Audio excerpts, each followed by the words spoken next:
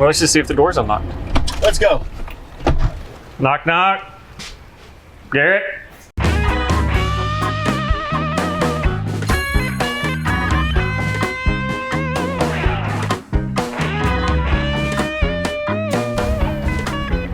Well, let's just see if the door's unlocked. Let's go. Number one, make it so. All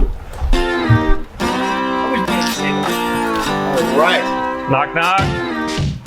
Garrett? Hope this is it. Oh, yeah. Yep. Oh, now I smell it.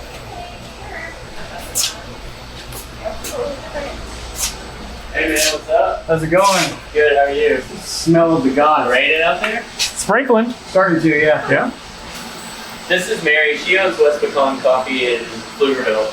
Awesome. How you doing, Larry? John O'Neill. Nice to meet you, John. So what are you doing on the computer? Has coffee Yeah, roasting become that? It is. It is.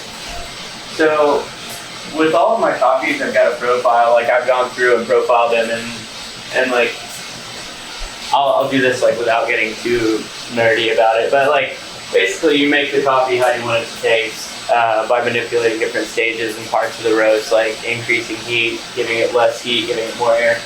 And so, like, I've already done that with this coffee. And so this is just a way to make sure I'm consistent.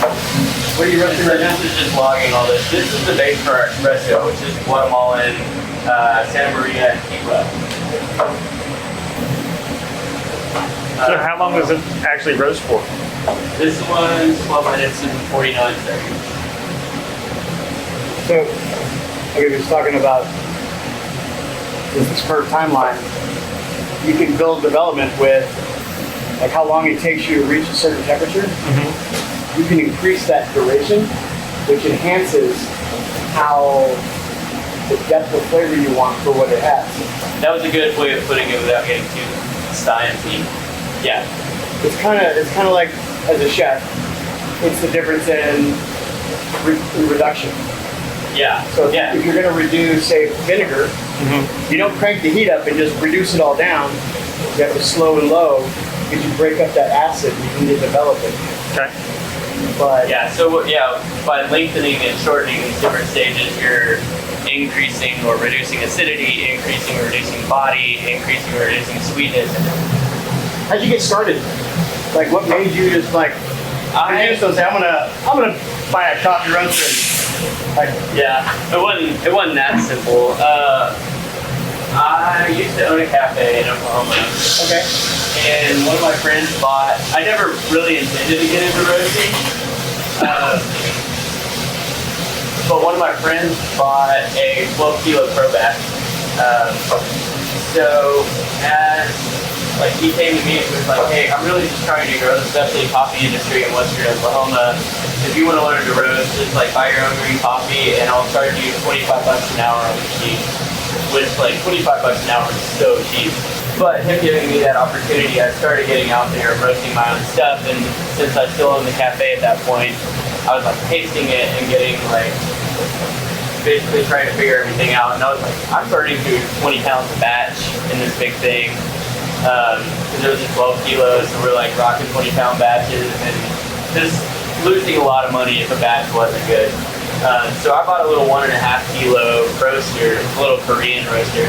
I started roasting on it and eventually sold the cafe, kept a roasting contract with them. So I was doing production for them on a 1.5 kilo, like yielding 2 pounds at a time. So you go through a lot of batches doing that.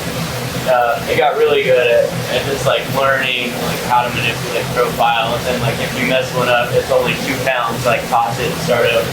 But like I still had that little 1.5 kilo when we moved here, and by that point I picked up like 3 other cafe accounts and some retail stuff online. So last August we reached out to San Francisco and got the ball rolling, and finally came in January. So here we are. Wow. Funny enough, you have Guatemalan and the Antigua. We were just talking at 309. That was the half-base blend. Yeah. In addition to a Nicaraguan Nicaraguan, and an Ethiopian. So I had 4 beans in my espresso that I had. The Antigua gave it that crema, that body. It's Yeah. such a dense bean. Yeah, and this one is dense. Like, it's got the highest charge temp out of all my coffees. But I love it. Like, I think that kind of contributes to like that chocolateiness Big you pull out chocolate of crema. it. Yeah. You ever had your finger on a bottled jar of grandma's molasses and you put the lid on and you're like licking it off your finger? That molasses residue, that's exactly what my crema tasted like. Yeah. Like, I like that. I like that Yeah. rich. I love crema in body. Yeah. I have to say that Burundi, that was spectacular. I you. deliberately let it sit at the pour over. I deliberately let it sit. I had a drink in between my cortado, 2 cortados and 1 espresso. He's on 10 shots already. I'm fabulous right now. Like, man, trying to 10 I o'clock. didn't take an Adderall. Oh my heavens. No, it was just as good on a different level when it was cool as it was hot. Yeah. And so Thank you. where do you see, obviously you're doing well with the size of this thing and the amount of coffee you're starting to roast now. Where do you see yourself in the, like a local supply chain? And do you have expected growth that you would like to do? Or you see, or you're like, you are ready for World War III with this thing, so bring it on, baby. I've got a lot of room to grow, and just lately, the last couple months, I haven't had time or energy to really invest in the roasting company. It's been like, let's just keep up right now, because I've obviously, like, 309 just opened in February. Mm-hmm. So I think, like, as my job at 309 kind of like evens out, I'm going to start having a little more margin. My next step is to maybe start hiring a sales team. I've got a guy that I'm training to roast right now. But I think after that, it's like bringing in a sales team, updating our packaging. And we're already kind of working on all these things. It's just, I don't want to like jump in too much and get in over our heads. So those watching this video and are interested but aren't local, where would they go to purchase your coffee? Just apothecary.coffee. Okay. Try to make it easy on everybody. Apothecary.coffee. I Yeah. love that. Yeah. I love now that they're not, no one is so, this generation, this time is now not stuck on the .com. Or You know how, www. yeah, you don't have to put www, it's .coffee. I love that. Yeah. Now, do you roast here, or do you have your own roaster too? I don't roast. We just own our cafe in Pflugerville. Okay. Garrett was gracious to let me come by today and learn a little bit about what he's doing and what roasting looks like and how he got started. So, Cool. yeah. Awesome. And the name of your coffee? Is West Pecan Coffee and Beer. And so we're a coffee shop that also sells beer and wine in downtown Pflugerville. Got some good eats. A true coffee bar. That's awesome. Yeah. You have a kitchen? Yeah. We don't have a kitchen. Okay. We've got like pastries and bean cheesecakes and things like that. And I mean, it's a different business model. The coffee on the go, quick grab and go, sightseeing is just a different model than your sit down cafe where you can connect with a friend or your work or a book or your kids or just whatever that might look like. So people are just looking for different things in those 2 different categories. What did you do before this? Honestly, I was a stay-at-home mom. I have a degree in operations management, so I did some production management right out of college, but for the most part, I've just spent some time with my kids. But you understand the fundamentals of business. Yes, sir. So my mom owned her own business, my grandparents owned their own business. It's kind of been in the family blood to do your own thing. So here's what's cool about using that little computer.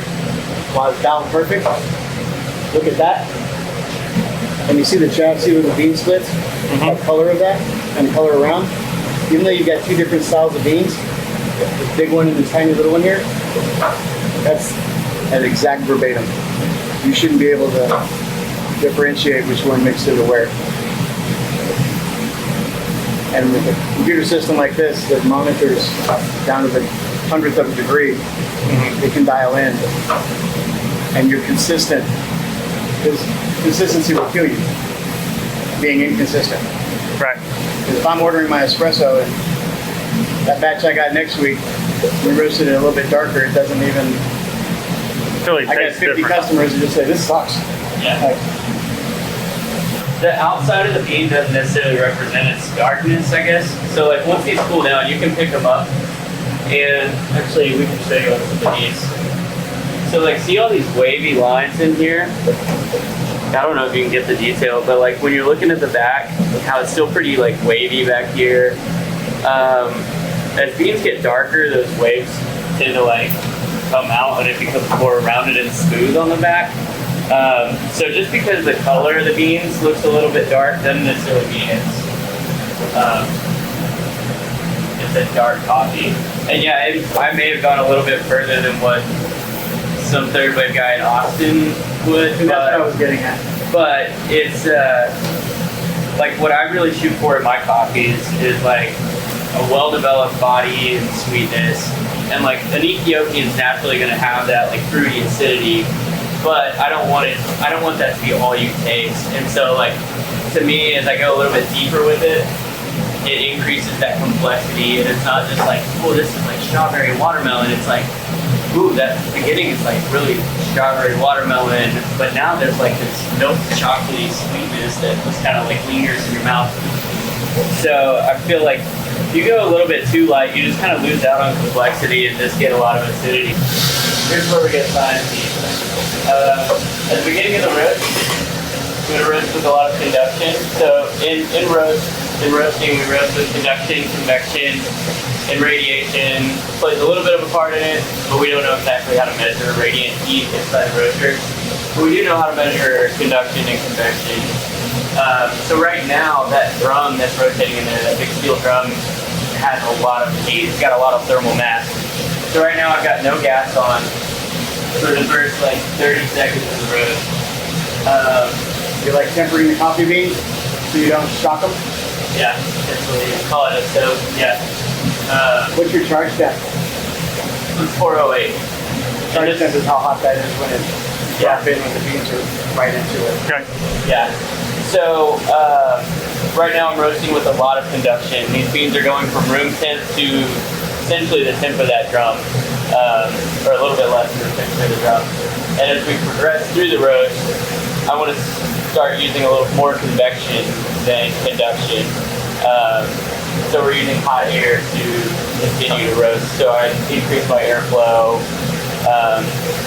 I don't need as much flame because your beans are already at the temperature of this drum, essentially. Yeah, so that's kind of in a nutshell without going too far about. Then we'd have to talk about the Maillard process. Yeah, Maillard reaction and all that. Now we're getting nerdy, so we're not going to get that nerdy. You'll lose me. That's what's in the roaster right now, and it's what we'll blend into the Guatemalan for espresso. But as it dries, it turns yellow, so you lose that green color. And once moisture is no longer present inside the bean, the Maillard reaction can start to occur. So we'll mark that, like we call it a drying phase. This initial part is just a drying phase, and all that's happening is like moisture is leaving the bean. Okay. And then all your fun chemical reactions start to happen around 300 degrees, and that's where it gets dangerous. You got to watch it. So right now is when I go reload my next batch. So as a coffee shop owner, Yes. now you're coming to see him do this. Yes. You want to start carrying his coffee. We do carry his coffee. You do carry his coffee. Yeah. Which one do you carry? We carry whatever varieties he has, and so we just put it on our retail shelf, make it available for our customers. They love his coffee. Have you had the Burundi? Yes, I have. Isn't it It's awesome? delicious. Yes. Yeah, I've also had his espresso, which is what he's working on now, the base for that. So Is your espresso the one at 309?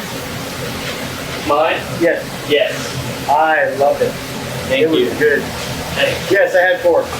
I had to make sure they were. Consistent. I had to make sure the consistency. was Quality control. To But yeah, so we do carry his coffee, and I mean, maybe it'd be cool to roast someday. I don't know, we're not there yet, but like I said, Garrett was gracious, so She's let us doing just market come. research. Yeah, exactly. Checking it out. Yeah. you find it cool that. I mean, I know you had some set in mind that you were going to watch him do, but to see all this knowledge come out Yeah. Is that comforting for you, knowing that That the coffee we're selling is coming from Is- someone who's who knowledgeable. knows?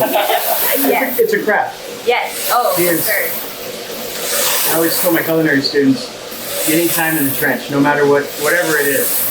And in the food world, creativity without knowledge is very expensive. Yes. And at 20 pounds a batch, it got expensive. It is, yep. And now we have the knowledge to do this, but listening to how it's all put together, do you feel more comfortable and confident saying, I know exactly what, I don't know it, but I know that he knows it, Yes. and he's doing a darn good job of it, Yes. and you feel comfortable selling it because he has He has. everything dialed in apparently. Yes. Precisely. Yeah. No, we have full confidence in Garrett and his ability to roast, and I've always enjoyed his coffees. And he's just a likable guy. Yes. Yes. Garrett, we really appreciate your time. Yeah. Thanks a lot. Thank you very much, man. See ya. I appreciate it. Nice to meet It was you. a pleasure meeting you, man. Thank you, man. And that is Apothecary Roaster.